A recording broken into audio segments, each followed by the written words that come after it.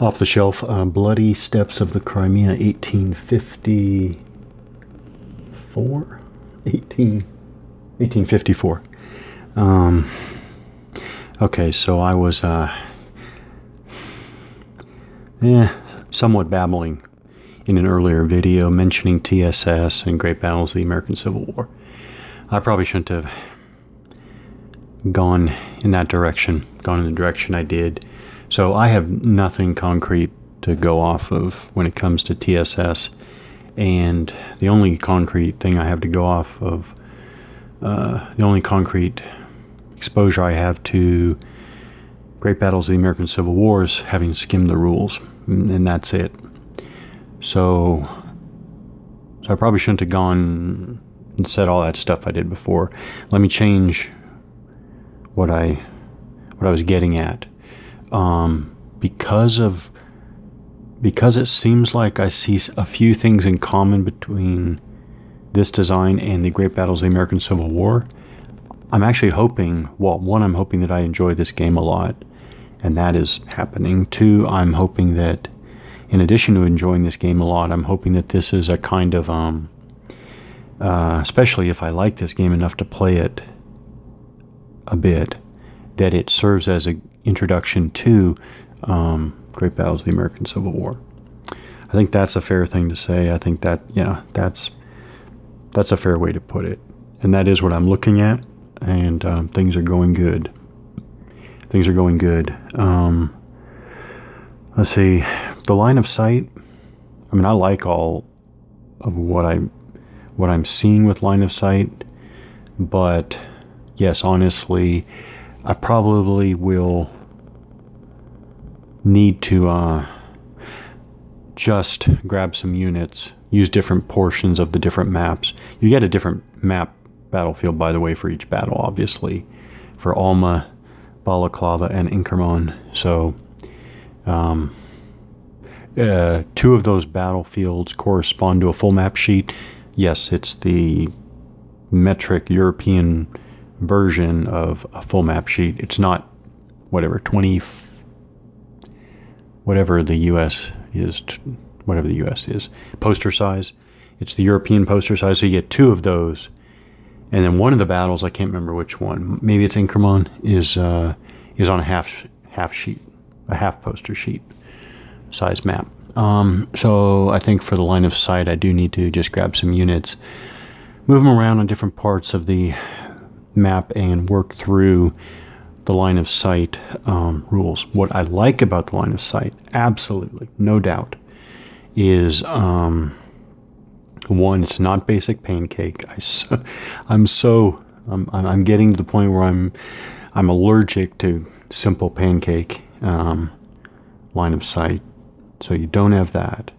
You do have basically angle of vision with respect to how far you are back from whatever, back from the line of the elevation change, which I pretty much have to have.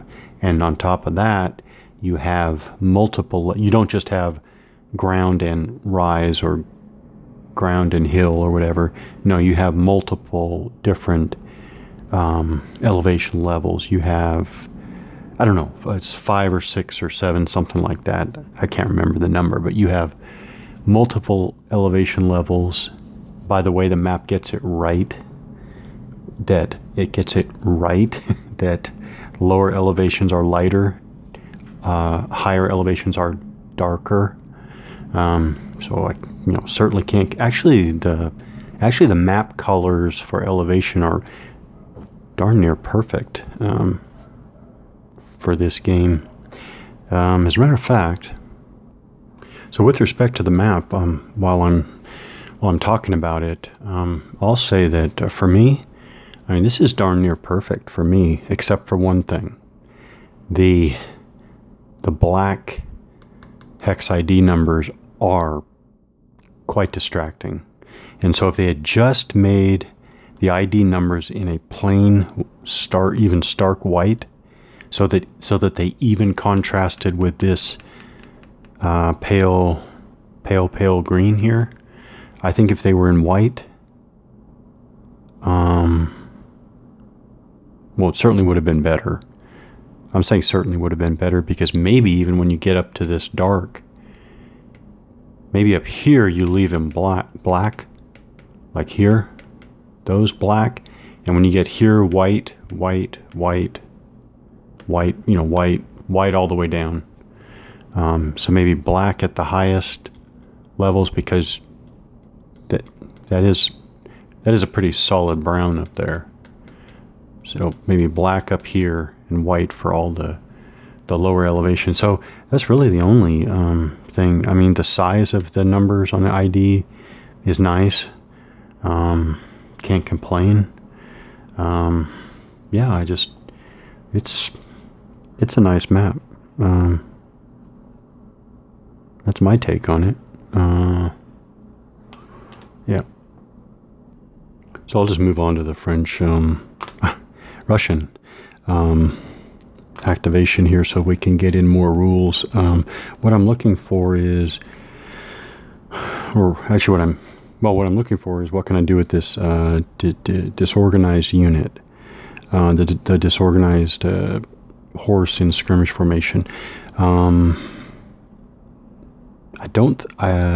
think they can move, but I don't think they can initiate melee. And their skirmisher, that's not the right term. Their cavalry in skirmish formation, they can't fire. I know they can't fire because they don't have the fire values like this unit. So they can't fire, and this is important because maybe I should quickly point this out. Which is a great little thing. It is a great little thing.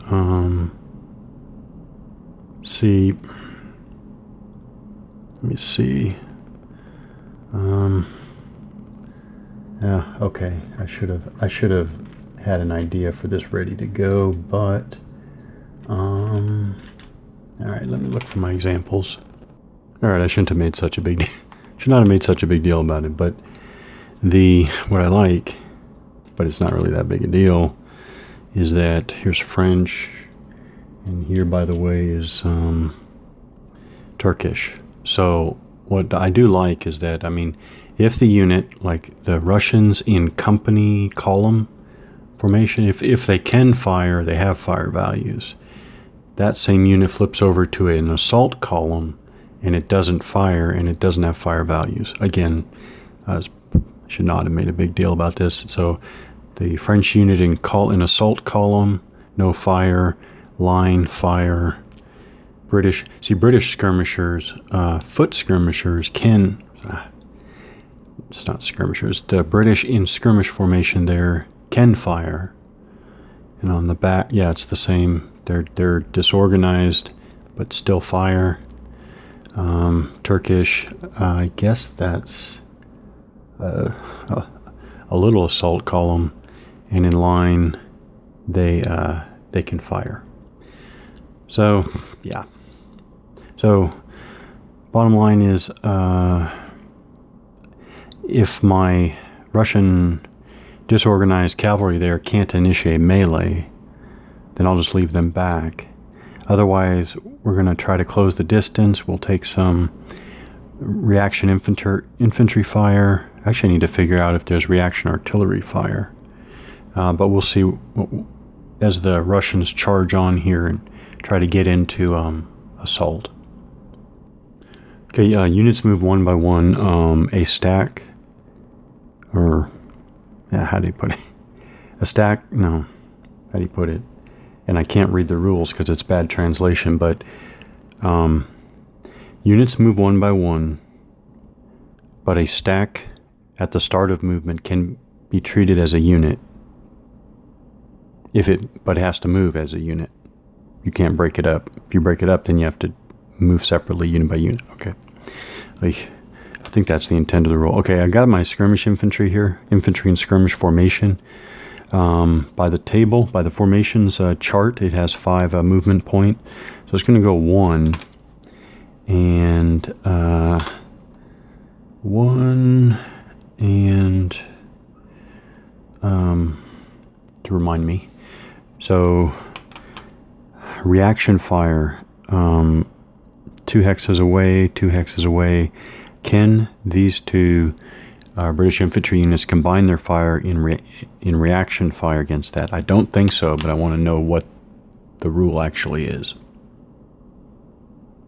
Interesting that I can't find an answer to that question. Of course, maybe I can't find an answer to the question because it's just not allowed. But I'm also seeing that there's no point in combining because they're only going to get 1 reaction fire per activation, which is the whole Russian division here in this case. And I think this unit is waiting to see what this cavalry is going to do. So this unit will reaction fire, which, by the way, I need to remember that that afterwards it should be marked with a reaction marker. But so this will be fire. It's at a range of 2, so the 0 modifier on the counter. So we'll go through our things again. There's no terrain here. There's no terrain here. Oh, strength of fire modifier. That's 79th. That's the oh, I forgot to correct my Russian order, but yeah, that's the 9. That's the heavy in strength, anyways. So 9. So 7 plus strength points. That's -1. Target is in skirmish formation, so that's even now. It's not cavalry. It's not a single artillery unit. Modifier on the counter is 0. Oh. So it's even. -1 for the strength, the firing unit, +1 for the skirmish unit. Huh. Alright. Morale of the unit is still 8. Ooh, that's good. 4. Oh, it's still... Oops. Still /1. So MP's lost. Okay, so here's where I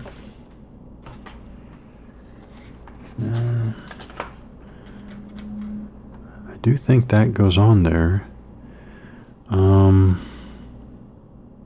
It loses it immediately, so I can easily switch this to 2. I think that effect is immediate. It loses a movement point like that. I guess that goes on there because there's only 1 reaction.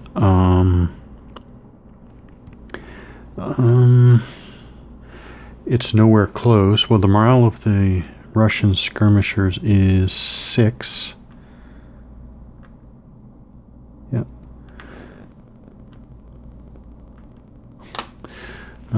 So we look down here at the withdrawal disorganization. The total up here.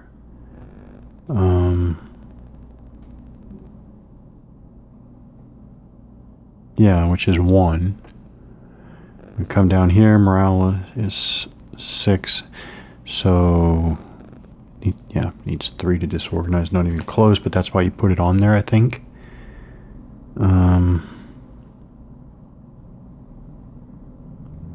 And then I think it's going to keep moving. I don't see why it can't, right? So it moves here. That's 3. I don't think, well, I'll go ahead and do a quick look. I don't think there's any movement point penalty for entering, well, wait. No, there are zones of control, but they're not, well, there are zones of control, but let's see if there's anything. Ravine, high bank, forward borders, bridge, stream, small river. I didn't see anything. I did not see anything. Okay, so interestingly enough, I can't see any prohibitions to what I'm trying to do here. So he can clearly enter enemy zone of control. There's nothing stopping it.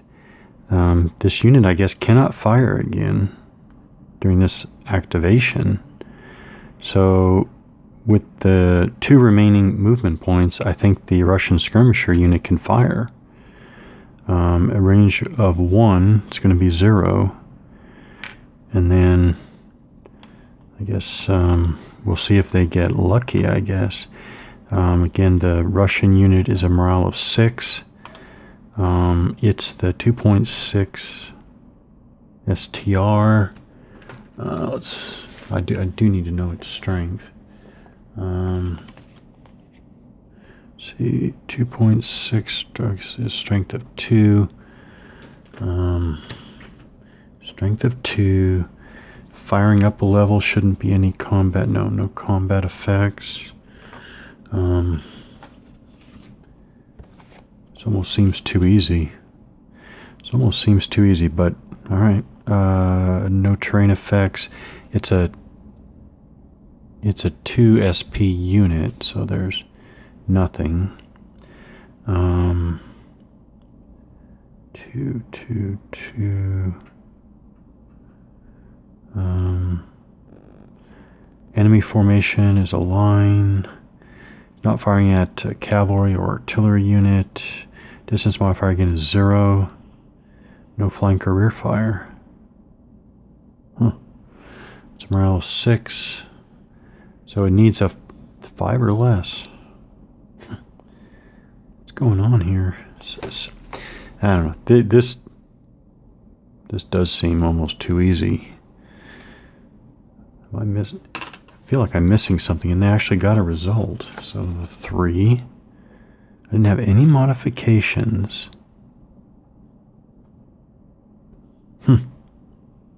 Strange. I tell you, this just seems too easy. All right, so the 4 modifier result of 4. Morale of the firing Russian unit is 6. So 1 MP loss.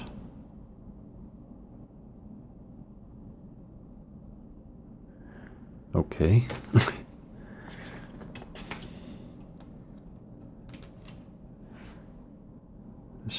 This still feels weird.